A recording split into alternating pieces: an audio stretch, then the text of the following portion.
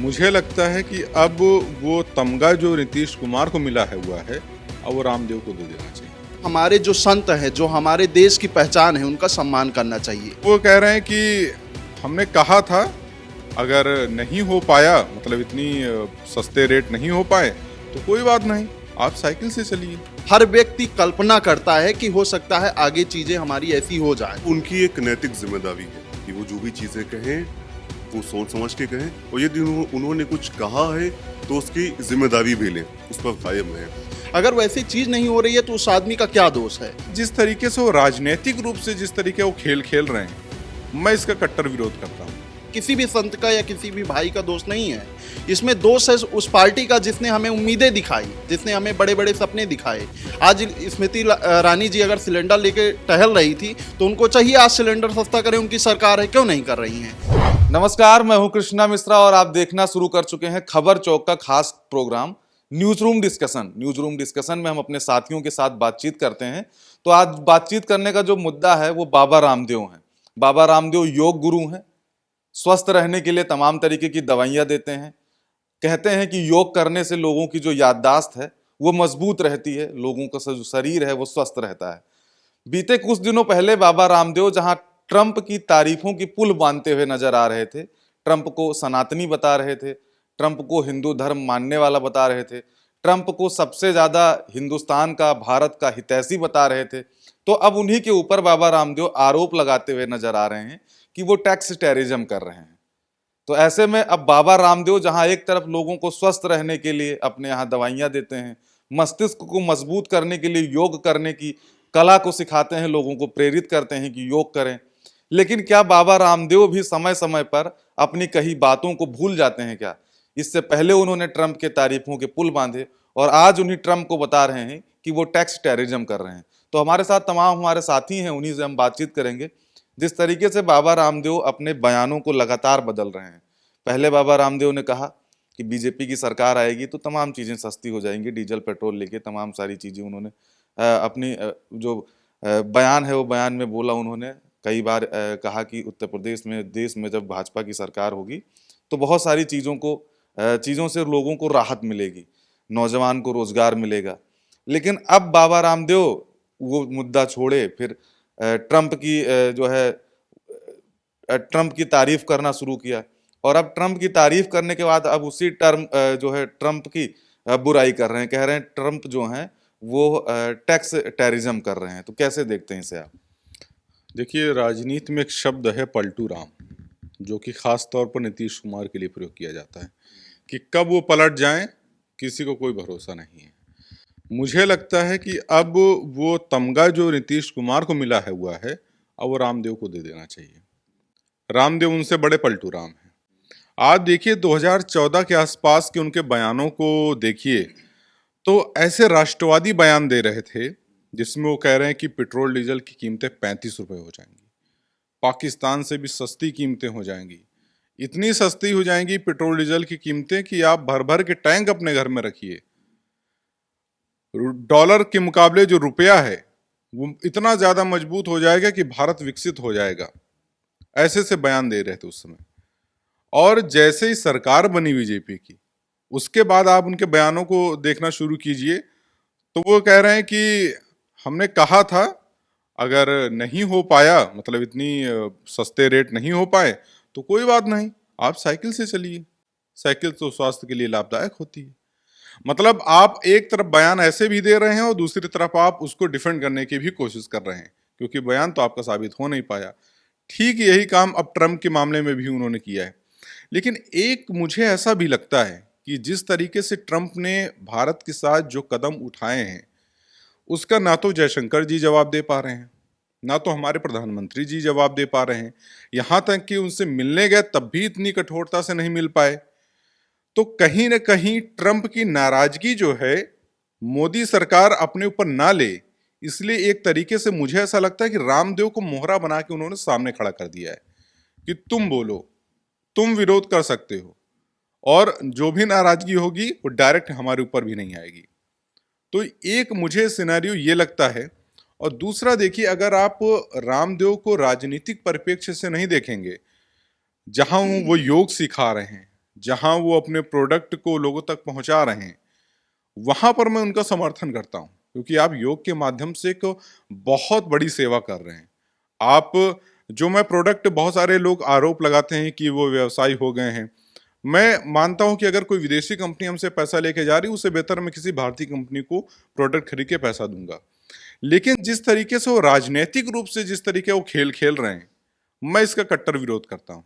और मुझे लगता है कि कहीं ना कहीं वो राजनीति से प्रेरित बयान दे रहे हैं, जहां उनको लगता है कि फायदा है वहां पर अपने बयान बदल देते हैं।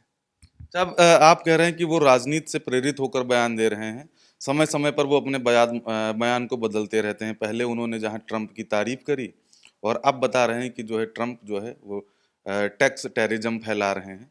तो ऐसे में क्या माना जाए कि अब भाई योग के थ्रू यही बताते हैं ना लोगों की कि आप योग करेंगे तो आपकी याददाश्त अच्छी रहेगी, आपकी मस्तिष्क अच्छा रहेगा, आपका शरीर स्वस्थ अच्छा रहेगा। अब वो तो दिन रात योग करते हैं, सिखाते हैं, तो क्या वो अपने पूर्व में दिए हुए बयानों को भूल चुके हैं?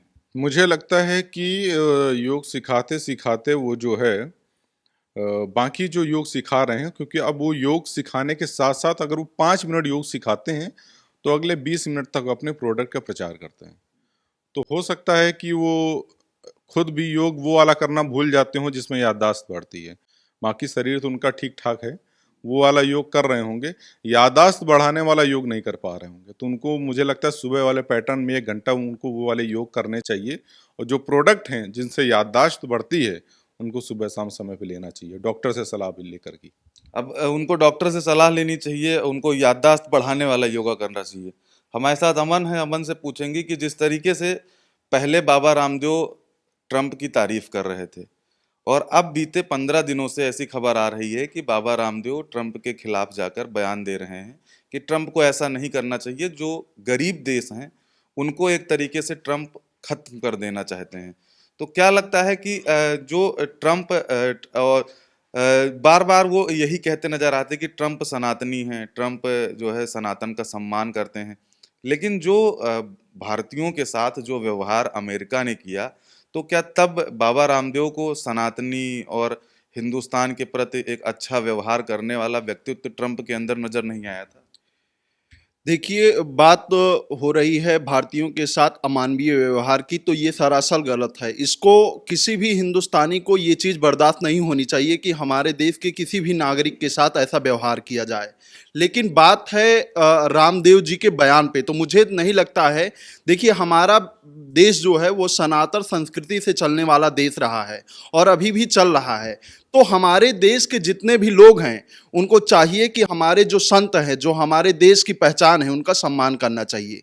रही बयान की बात, तो हर व्यक्ति, कोई ऐसा व्यक्ति नहीं है देश में जिसका हमेशा बयान एक जैसा नहीं रहेगा।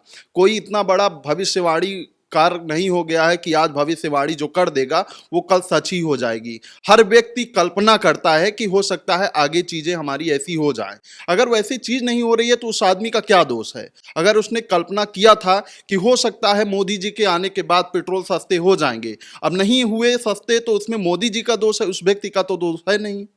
नहीं तो भाई कहा था उन्होंने ना, बयान दिया था कि जो पिछली सरकारें हैं वो टैक्स बढ़ा रही हैं और जो पेट्रोल डीजल की जो कीमतें हैं वो लगातार बढ़ रही हैं।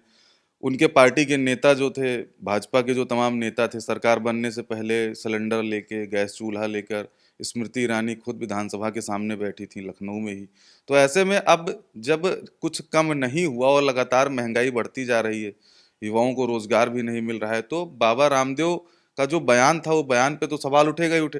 क्योंकि बाबा रामदेव भाई कोई छोटी मोटी चीज तो है नहीं, हजारों करोड़ का व्यापार करते हैं, बड़े उद्योगपति हैं, हजारों लोग उनके यहाँ भी नौकरियां कर रहे हैं।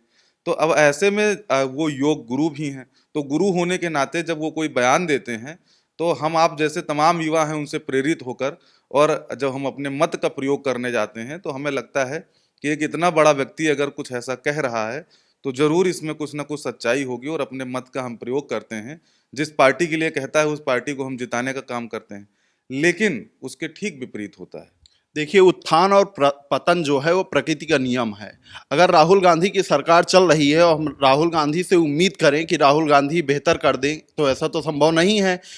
2014 में जब मोदी जी आए तो उन्होंने बड़े बड़े सपने दिखाए कि हम ऐसा कर देंगे वैसा कर देंगे। देश के रामदेव ही नहीं, हजारों ऐसे लोग थे, हजारों ऐसे हमारे संत थे जिनको ये आशा थी कि नहीं नरेंद्र मोदी जी आएंगे तो बदलाव करेंगे।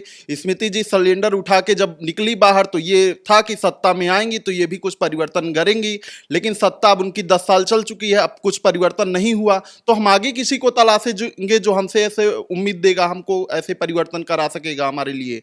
तो इसमें हमारा दोष नहीं है, हमारे रामदेव जी का दोष नहीं है, हमारे किसी भी संत का या किसी भी भाई का दोष नहीं है।